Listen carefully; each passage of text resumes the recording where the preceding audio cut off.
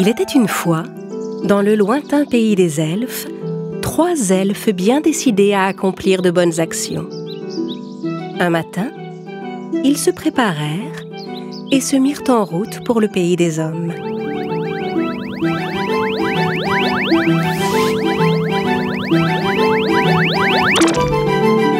Notre devoir nous attend. Suivez-moi, mes amis. Je suis impatient. Nous allons enfin découvrir le fameux pays des humains. Je voudrais que chaque personne dans ce monde soit très heureuse. Si nous aidons les humains à être plus heureux, alors nous serons vraiment de bons elfes. Dans une vieille maison, vivait un vieux cordonnier et sa femme. Le vieil homme gagnait sa vie en fabriquant des chaussures dans l'atelier de leur maison. Parfois, il réparait aussi de vieux souliers. Avec l'argent qu'il gagnait, le cordonnier achetait du cuir pour fabriquer de nouvelles chaussures. Un jour, il acheta du cuir avec l'argent qu'il avait gagné et rentra chez lui. Le morceau de cuir qu'il venait d'acheter était tout juste suffisant pour fabriquer une paire de chaussures. Il laissa la pièce de cuir sur la table de son atelier, sortit en refermant la porte et alla se coucher.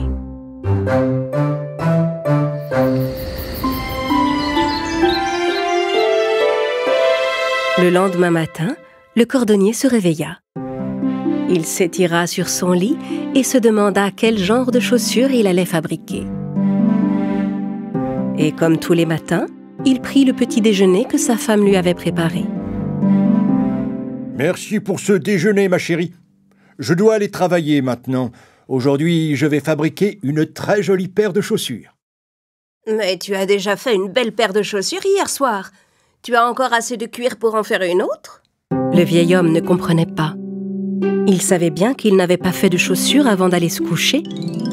Le cordonnier se précipita dans son atelier, suivi de sa femme. Quand il arriva dans l'atelier, il fut stupéfait. Le morceau de cuir qu'il avait laissé la veille sur sa table s'était transformé en une jolie paire de chaussures. Le cordonnier n'en croyait pas ses yeux. Mais quand ai-je fait cette paire de chaussures? Je ne m'en souviens même pas. Je crois que je commence à me faire vieux.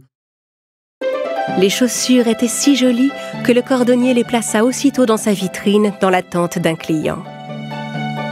Peu de temps après, un client qui avait l'air plutôt fortuné vit les chaussures dans la vitrine et entra. Bonjour, j'aimerais vous acheter les chaussures qui sont exposées en vitrine.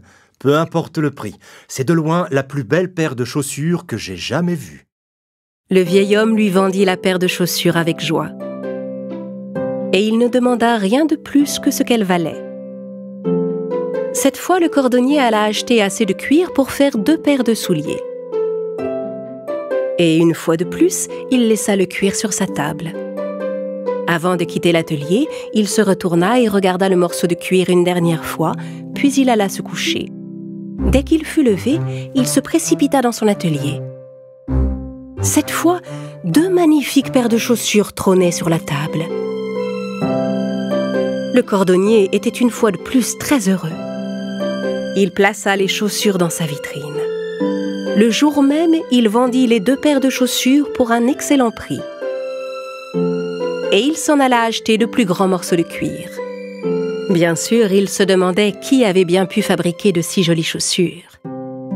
Il posa le cuir sur sa table et alla dans sa chambre. Le matin, une pile entière de chaussures l'attendait dans son atelier. Le cordonnier vendit toutes les paires dans la journée. Avec tout l'argent qu'il avait touché, le cordonnier pouvait vivre tranquillement un bon moment. Il utilisa une partie de l'argent qu'il avait gagné pour racheter du cuir.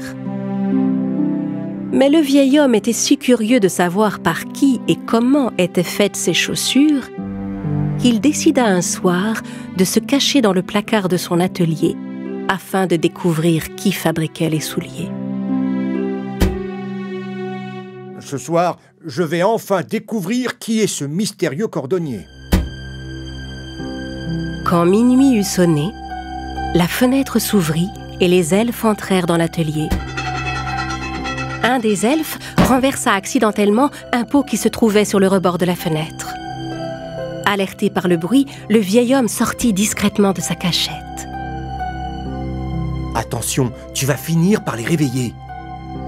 Quand le vieux cordonnier poussa la porte du placard et jeta un œil dans l'atelier, il fut stupéfait de ce qu'il vit. Il se frotta les yeux, regarda à nouveau et vit 3 elfes qui travaillaient sur sa table en dansant d'un air joyeux. L'un d'eux coupait le cuir, l'autre cousait et le 3e collait les pièces de cuir entre elles.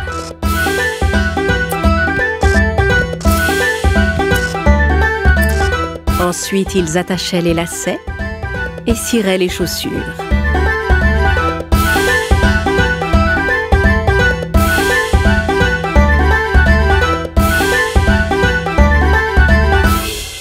Les elfes travaillaient si vite qu'en un battement de cils, tout un tas de jolies chaussures fut terminé. Elles sont toutes très jolies. Venez, filons avant qu'il se réveille. Les elfes repartirent comme ils étaient arrivés, souriant et dansant. Le cordonnier sortit de sa cachette et courut voir sa femme pour lui raconter tout ce qu'il avait vu. Bien sûr, sa femme avait du mal à croire à son histoire. Mais quand elle vit toutes les chaussures neuves dans l'atelier, elle sut que son mari n'avait pas pu les faire lui-même en une seule nuit. Ils décidèrent ensemble de remercier les elfes pour ce qu'ils avaient fait. Le jour suivant, la femme du cordonnier prépara pour les elfes un véritable festin.